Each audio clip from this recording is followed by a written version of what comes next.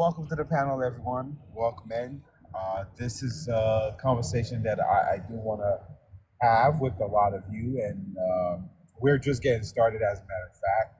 But I think it's a very important conversation to have when it comes to the future of this country. I think in the past couple of days, I've spoken about the necessity for a third party. And I do want to be fair because I've heard a lot of people say, okay, why are you talking about a third party already? We already have a couple of parties. So I wanted to come back and see if people really believe we can reform or change the current parties to have it at least serve all Americans. So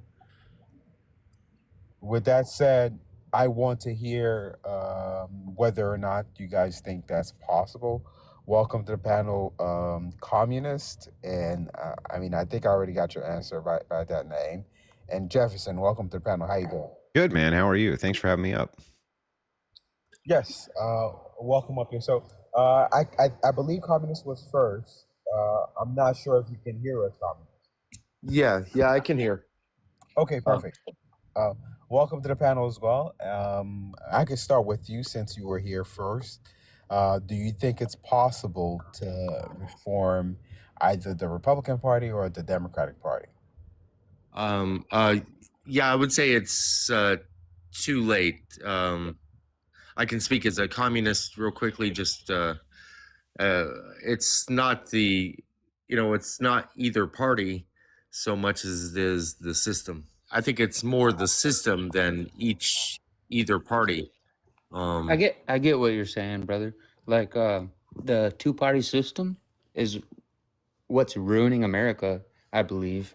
We got Trump, which is the advocate for the Republican Party, and then we got the Democrats, which is the other side. And that's all we got. And Trump is here making us hate each other, basically. It's left versus right here in America, when it should be up versus down. I don't think any of us here make $1 million, right? None of us here make $1 million a year. Right. Okay. I think we're all working class people. Yeah. Stop. We're all working class people. I'm kidding. Okay, Whether I'm we're kidding. left, I'm kidding. Whether we're Democrat, Republican, DSA, Libertarian, liberal, authoritarian, It was too funny not to socialist, do it, okay? It doesn't was matter too what funny you- not to do what you it. are. We are all working class people. And what we have right now in this country is an oligarchy. The top 1% of this country controls everything. They rig the elections. They shut our voices out. We are all working people here. I'm on everyone's side here. We need to rearrange the bipartisan system, get rid of it, get rid of the Democrats, get rid of the Republicans, and come up with something different. Can I give some pushback to this? Yes, sir. Go ahead.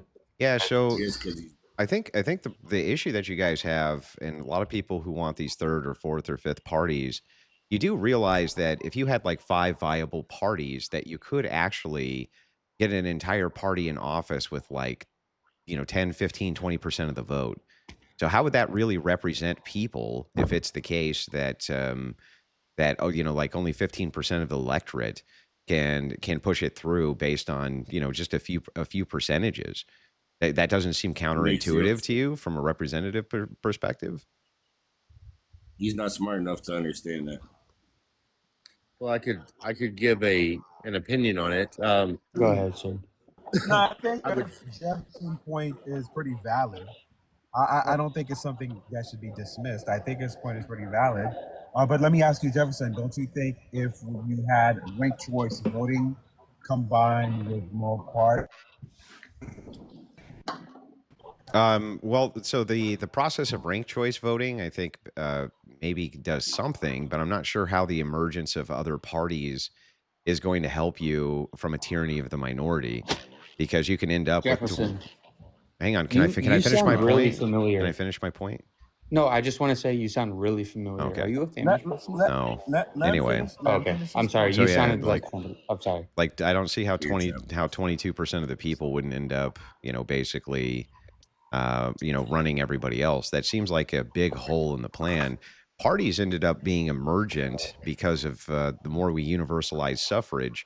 That's how you ended up with these different parties. It was not actually intended to be that way in the Constitution at all.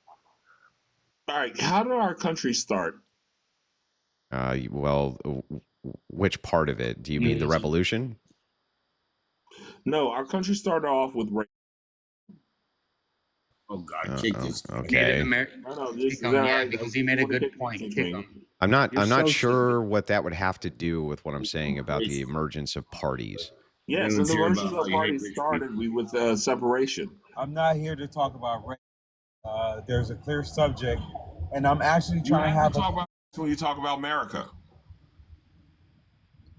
You have there's a to. clear People subject. built America. You have There's to. a When clear- you talk about America, you have to. There's a clear subject. Do not interrupt me, please. This is the last time I'm going to tell you this. Oh, Right. yes. There's a clear subject at hand, and obviously we do have some children here. So if you're a child, it's definitely time for your bedtime, and I'm definitely going to block you. But specifically, I wanted to focus on the aspect of They got rid of that. intelligent conversation. He got rid of him. About whether we need a third party, whether the two parties we have are obsolete. So want to focus on that aspect of it, not so much anything else. I don't remember a time where both parties, the GOP and the Democrats, were so unpopular at the same time. So we were speaking about a third party. I think Jefferson mentioned having 20, like whatever percentage. Yeah, I'll say or maybe- less. Yeah, Yeah, it could yeah. be like 10 or 15 more. I even. think it could be 34%. I'm just talking Sure, about another third party. Yeah, that's fair. I'd like to. Yeah, it could be, but it could also be what you're saying. But I'm specifically, my response to what you said was ranked choice voting. Ranked choice obviously gives an opportunity for more voices to be heard. If anybody knows how ranked choice voting works, I think there's an injury done the way both parties function. Do you, like, I'm speaking about a legal injury to the citizens, the way both parties are set up. And I'm actually surprised no one has really thought about actually suing, specifically how the system is set up or try to change it in a certain way. Because I think it's an injury done to the citizens because their voice is not really represented democratically. Anybody disagrees with that? Well, I think that the problem you're I pointing. don't disagree. I do actually. I think that the problem that you're pointing to is actually about universalizing suffrage itself, and like you could do some things like restrict the age of voting, have stakeholder democracy, things like this. That would also break the back of the two-party system, which might be a very good thing to do. I think that the idea that we have universal suffrage, which then creates voting blocks pitted against each other, is always going to have an emergence of two parties because in order to have power, you're going to have to join blocks for power. So you, the voter, individually don't have very much power. You, as the voter, collectively have the power. And so if that's the case, you're going to want to latch on to one party or else you're not going to be able to win power. That's the way it works, right? Yeah. Jefferson, can I ask you a question? Uh-huh. Now with the Democrats and the Republicans, do you think that the way it's set up at this current moment, it's a little bit too far gone and a little bit too far pitted against each other as far as like people choosing teams, even if somebody had a good idea on the Democratic side, the Republicans would be against it just because it's Democrats or vice versa. You understand what I'm saying? Yeah, I do. I get what you're saying. I don't actually agree though. I think that it's the logical conclusion, really. If you want to have power to have whatever the thing is that you want passed or legislation passed or something like this, you're going to have to form the biggest voting block. In order to do that, you're going to have one viable party which represents both views. Now, maybe there's 1,000 views, but they represent one party represents more of those views than not. Neither of the parties are viable. It's misleading to think it leads to a duopoly. Like, But it does lead to a duopoly, though. Suffrage, universal suffrage is just the right of anybody to vote that's of able age. the vote. It doesn't mean it has to lead to two parties monopolizing the whole political system. Well, our founders thought that It it doesn't mean any would, of that. and that's why they didn't let people vote. And it wasn't just, No, it wasn't just that slaves and women. They like didn't let almost any man they vote. did not let people vote because this system was never designed for the average citizens. Yes, I agree. That was the main concern. That's was what not that's something what a like the republic was suffrage or for, anything right? like that. You agree with me? That's So what a it was republic not is. really set up to be a real democratic system. I They agree. It was thought- never set up that I way. totally agree with All this. right. It doesn't matter, but that the question is, we are at a point where democracy is the way to go forward, and because there's a lack of democracy, which is exactly why when the world becomes more competitive politically, America suffers, Well, I don't think it's a lack and of. we're seeing those things. I don't think it's a lack of It is. democracy, though. I think it's the opposite. I think it's the overage of democracy, and that should be restrained in the system, like our founders intended. Why? Because that's Okay, that's. okay. Hang on. You Can I think- can I make my point first? Why? I'm telling you. No, No, I can't make I my know point. you're telling me. I know you're telling me. You can What- tell me water is red, but it's Yeah, not. but are you That's what I'm trying to gonna tell you, let me why? make the point or not?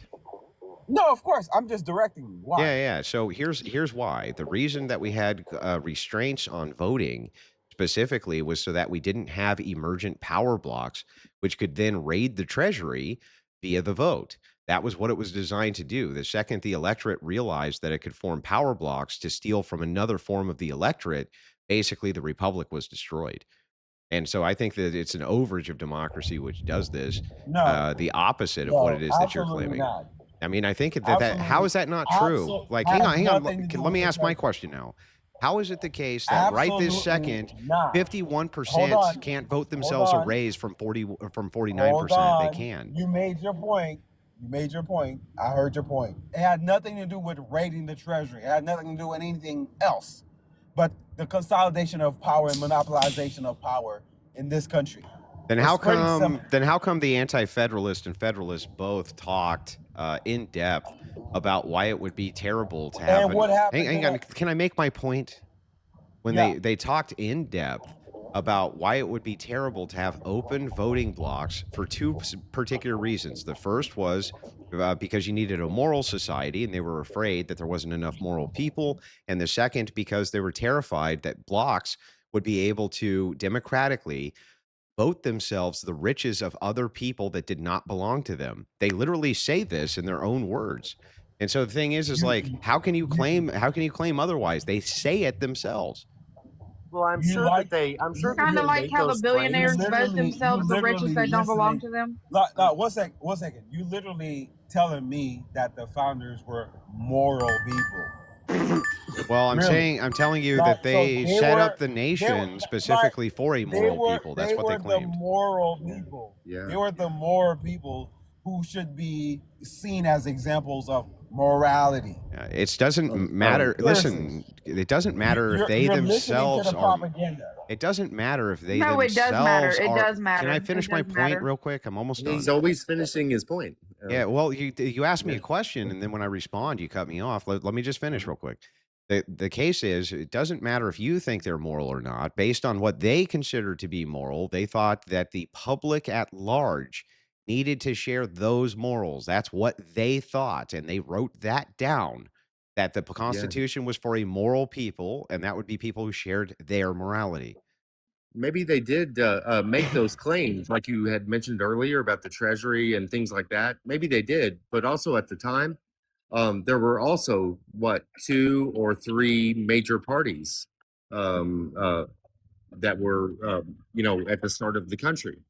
There were only 2 or 3 major parties at that time as well. Well, there was more So- like so as 16 far or as- 17, actually. well, if you look at the president, let's take a look at the first presidents. Mhm. From which parties were they from? There was a third party, right? A Whig party, Mhm. a Republican, and a Democratic party. When you look historically, those Well, are the the Republican parties. and Am I Demo- correct? It was the It was Republican one Democrat Party, not the Republican was and one Okay, Democrat. Republican Democrat party. Yeah. It So wasn't separate. just Or the 2 to Democrat 3 Republican Party. I don't remember which one. 2 to 3, yeah. So 2 to 3 And again- parties, 2 to 3 parties, and making accusations, right, about the others invading the treasury and all. So I'm sure they probably No, did make it's those not claims. even. It's propaganda, and this is the part that I actually would challenge people who think this country was founding on the principles of independence and freedom for all, or even freedom for most. Or Yet morality. this is what the But founders was it say, the Democrat but in Republican Party, the reality, Republican it Democrat was Party? I never don't that. remember which. You know, Even if I try to ignore the humongous wrong of slavery, it still was not set up mhm, mhm. for freedom for most So or equal opportunity for most. the founding It was fathers set were up for consolidation of power. Merchants that felt disrespected by the lords and the noblemen, the English noblemen that felt disrespected Mhm. to not have a voice since they were richer than a lot of these noblemen. It was Can all I- about ego. No, Can I- That I- had that's little totally to do with ahistorical. people who thought they were like, no, that's exactly the truth. I can prove it. That had very little to do with people who thought they were moral or Yeah, anything of the this sort is completely whatsoever. ahistorical. Before we had a constitution, we had. I'm not finished. Okay, I'm not finished. let me know when I can respond. If you look at all of the context of the formation of this country, even starting from the original flag that the founders used, it's pretty clear what was their motivation. It was never about people. It was always about money and power. That's it. No, we tried And it. if you don't know the original flag of this country, you don't understand anything about this country at all. Okay, so here's the thing that's funny about this is it is an ahistorical view. We had the Articles of Confederation before there was a constitution, and this was free for all. There was a lot more freedom individually for people under the Articles of Confederation, their prospective states. The problem is they couldn't govern commerce or interstate commerce. They couldn't raise militaries. They couldn't even do the basics of defending themselves. And so they ended up having a great compromise. That's what the Bill of Rights is a massive compromise when they formed the Constitution of the United States. This whole idea that this was supposed to be set up to maximize freedom for everybody is absurd. That we had that before with the Articles of Confederation. It didn't work. It didn't work. You have to have some sort of duties for your population. It can't all just be rights, me, me, me, me, me. There has to be duties as well. And so I think I think this is a completely ahistoric view. And you're also using what I would say is the presentism fallacy, where you're basing present morality on the morality of the time. And I think that that's absurd. That's your opinion. Jefferson. That's your opinion. I'm not the morality of the time of the time was specifically speaking about the freedom for all people. That was the morality of those were the conversations that were happening even then. Even before slavery was abolished, those were the conversations that were happening. So you cannot try to convince, oh my God, I'm trying to use present morality to project that onto the founders. No, even at Something that time. that's moral has always been moral. Anything that's immoral has always been immoral. So you believe in objective morality? Not always. Not always. Hang on, I just want to make sure. Do you believe in objective morality? Sierra? What are you talking about? Do you I'm believe trying that to say stuff morality is like, objective? what do you mean? Well, so objective would mean does not depend on a mind, and subjective would mean it does depend on a mind. So like a tree, that would be objective because it doesn't depend on your mind to exist. Morality, though, does that depend on your mind to exist? Well, I'm gonna use this example. A human and forcing them to do labor is always wrong and has always been immoral. Yeah, I know, but And people knew that back in the day too. Is that objective or subjective, though? Is that something that's based on things that you think, or is it something that would be real absent minds? Like if no humans existed, would it still be immoral? Would these things still be immoral? That's the question. To me, yes, it would. Yeah, right, to you. So then it's subjective. That means that you can't really make the universal claim that it always was the case because it's subjective, meaning that to you, this is the case, but that doesn't mean that it is in fact the case. So, are you trying to argue that it was moral back in the day to do that shit? Oh, I'm arguing to you that you can't make universal claims like something has always been immoral. You're just basing it on your preferences, and that's it. You can't make a universal claim when you're saying this is all based on me and my preferences. That's what I'm saying. Well, historically, it's always been immoral No, to human beings. no, it hasn't. Historically, it's always been moral, actually. Morality. That's a very ahistoric view. I mean, was most of humanity. They didn't consider it immoral at all. Yeah, that's what I was going to say as well, is that you got to look at the whole of history, not just the history of America. Jefferson, would you like to go back to the part of the conversation? Hold on. So yeah, so I can actually because I wanted to mention this specifically. I think even using the question of morality, it's not even understanding what I'm referencing to when it comes to the founders. For example, the way that Jefferson is speaking, it's like saying right now Venezuela, the reason why we're Venezuela and all these boats is because they're the leaders of rerouting drugs into the United States. This is just false. People say things that are completely false because they have other motives. So to just try to read history and say, oh my God, it's historical because this is not what written exactly specifically. You got to also look at the context of the events and specifically how these specific founders reacted, the actions, not their word and their speeches. And I think if you try to approach reading history that way, you're completely naive entirely to approach it that way. Wouldn't that be the Do you not least? see what I'm saying? Yeah, wouldn't that be the least naive way is to read No, history? you're actually entirely naive.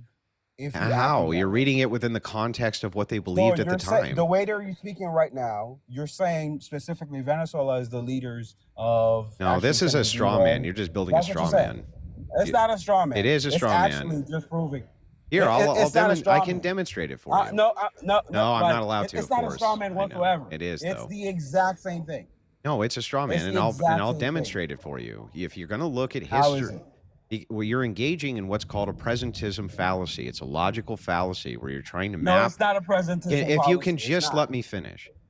If it's the case that It's you not even map close. modern day morality and your current moral I'm system, not talking about morality. you are. Otherwise, what would make it wrong about bombing these people in the I'm first not place? talking about morality. Then why would it You're be missing wrong the to even point. bomb these people in the first place, dude? You're not. What is it? Could you repeat that again? Yeah, why would it even be wrong to bomb them if we're not talking about morality?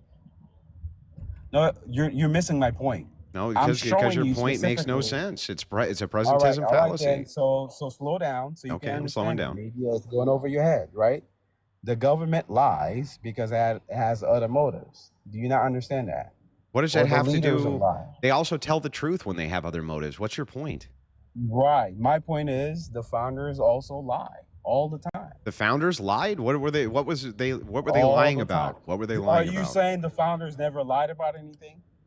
No, That I'm would be a asking strawman you to argument. demonstrate the That would lie. actually what a strawman argument. I'm would be. not Let me ask you strawmanning anything. I'm asking you a Let me ask question. you. Let me ask you specifically. Can you answer Do mine you think the first? What did founders they never lie lied? about? What did they lie about?